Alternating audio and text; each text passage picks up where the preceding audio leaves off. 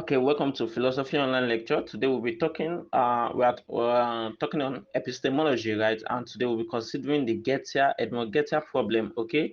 And the Edmund Gettier problem was to prove the inadequacy of justified true belief. Justified true belief in the previous audiovisual we did was uh, what we call knowledge. Anything that should be knowledge must be a justified true belief. Okay, so in 1963, Edmund Gettier wrote just 2.5 page essay titled "Is Knowledge Justified True Belief?" Okay, and in this essay, he proved that GTB is only necessary for knowledge but not adequate for knowledge. Okay, so uh,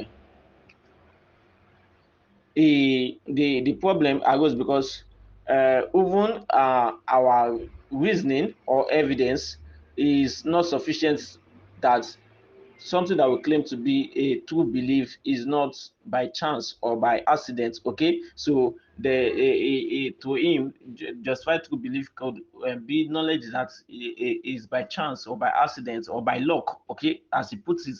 Okay, so now he now set out cases as examples of how justified true belief is only necessary but not sufficient for knowledge. Okay, so we should note that the Gettier problem was an attack on the traditional analysis of the three conditions that a claim has to meet to become knowledge. Okay, so in the first case, Edmund Gettier made us imagine two applicant for a job, Mr. Smith and Mr. Jones. Okay, now these two applicants, uh, it was only the person with 10 coins in his pocket that would get the job. Okay, now Mr. Smith was aware that it is only the person with 10 coins in his pocket that will get the job.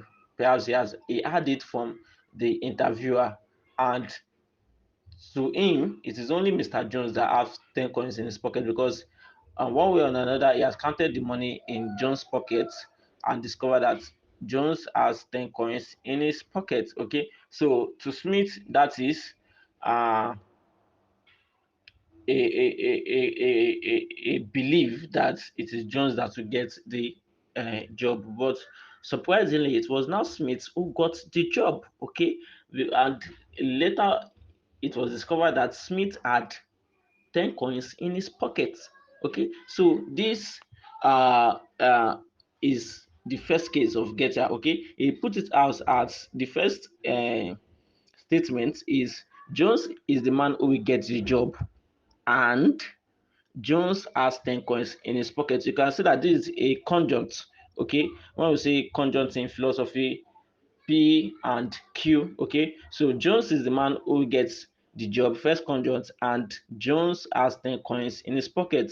That is second conjunct. Okay, so this first conjunct is a product of the statement that the employer had made that uh, the Smith has gotten to know through the employer that the Jones uh, will be the man to get the job. Okay, and the second conjunct is based on the first-hand experience of Smith. Like I said, that he has counted the coins. Okay, so now this statement that Jones is the man who will get the job and Jones has 10 coins in his pocket. Let's assume that Smith make an inference from this knowledge that he already had that the man who will get the job has 10 coins in his pocket.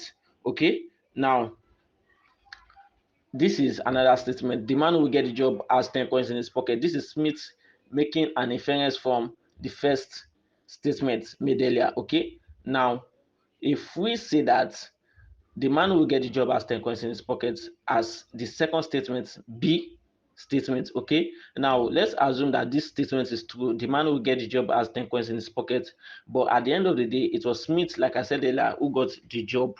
Okay, can we say that this statement, B, the man who gets the job has 10 coins in his pocket, is justified true belief? Okay, can we say it is a knowledge based on justified true believe, okay? Because this the statement, the man who will get the job has 10 coins in his pocket, satisfied the three conditions of knowledge, coming from the what we later observed that Smith had 10 coins in his pocket and he was the one who got the job, okay? So we can say that yes, it is a justified true belief, okay? Yes, we can say that it is a justified true belief, but it was an inference from a false proposition. Remember the first proposition, Jones is the one who get the job because Jones has 10 coins in his pocket. So this inference that the man who get the job is the one with 10 coins in his pocket is an inference from that first statement, which is a false proposition because it was not Jones who later got the job. Okay, so we can say that there is a the happening that the man who will get the job is the one with 10 coins in his pocket. That proposition B is just a matter of coincidence. It was not expected. Like did not even expect it. Okay, but it later became true. Okay, but a true knowledge from what a false proposition. Okay, so we can say that there's lapse in what we call justified true belief. Okay, so that is the uh first case put by Edmund Gettier. Okay, now the second one was another imaginary case where Mr. Smith, I would love to first of all explain this like I did earlier before I start putting out the statement. Okay, Mr. Smith had a friend named Jones, and Jones, he saw Jones driving a car. Okay, normally when we see our lecturers driving cars, we believe that they are the owner of the cars, right? Okay, even without checking the papers, okay, but we see them driving those cars constantly. We see that they are the owner of the car, okay. So Smith saw Jones driving a car, and Smith concluded that okay, Jones owns a Ford car. Okay, now he was not also looking for one of his friend, Mr. Brown. Now he now formed a disjunctive statement that Jones owns a Ford car or Brown is in Lagbaja or Brown. Jones owns a Ford car or Brown is in Tamedu. Okay, are you with me? Now the point is that he already believed in the statement that Jones owns a Ford car. Okay, now but he doesn't know where Brown is. Okay, it was more like a guess game. But later he now discovered that Brown is in a certain location of one of his guesses. Okay, now the statement was now valid as Jones to him. Jones owns a Ford car or Brown lives in Barcelona. Okay, now this is just a brief summary. Now let me state it out how it is. Okay, to get here, he believes because he entered Mr. Smith entered Jones' car. He believed Jones owns a Ford car. Okay, now he was now looking for another friend to know the whereabouts of the friend. The friend name is Mr. Brown. Okay, now to uh, get a certain knowledge, he now construct three set of disjunctive statements. Okay, now to guess where Mr. Brown is. Okay, so the first statement was Jones owns a Ford car or Brown is in Boston. Second one was Jones owns a Ford car or Brown is in Barcelona. The third one was Jones owns a Ford car or Brown lives in Brest Litovsk.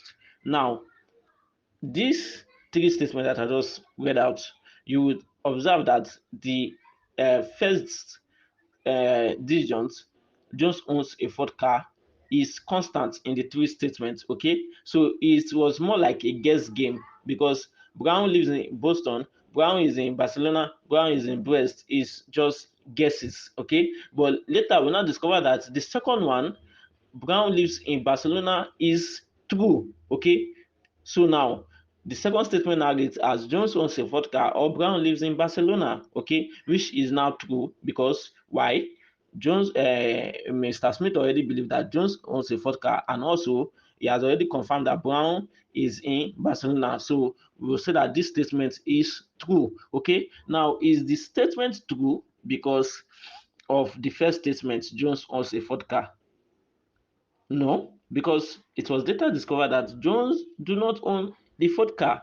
It was not he who owns the car, but someone else. Okay, so we can see that even the evidences from that Mr. Smith had were false. Okay, it is only the second one, that Brown is in Barcelona, that is true. Okay, and that was only true by mere coincidence and not as a result of the first statement that Jones owns a Ford car. Okay, so can we now say that proposition E, or the second proposition, is a true belief? Jones owns a Ford car or Brown lives in Barcelona. Can we say that this is a true belief?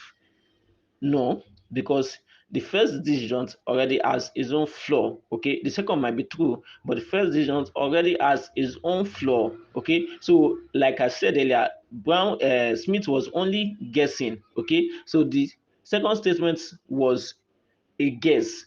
It was a knowledge by luck and not a certain knowledge. Okay, so this is another proof that justified true belief is only necessary but not sufficient for knowledge. Okay, so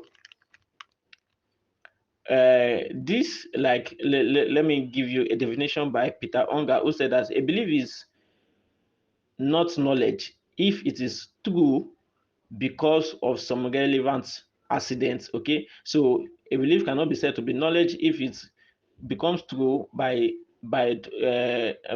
just mere luck. Okay, so you can get, if you are playing with your friend and they say that guess what I ate this morning, you now say that you ate rice. Okay, can we say that your statement was a justified true belief? No, you only guessed. Do you get it? You only guessed. You did not. You did not.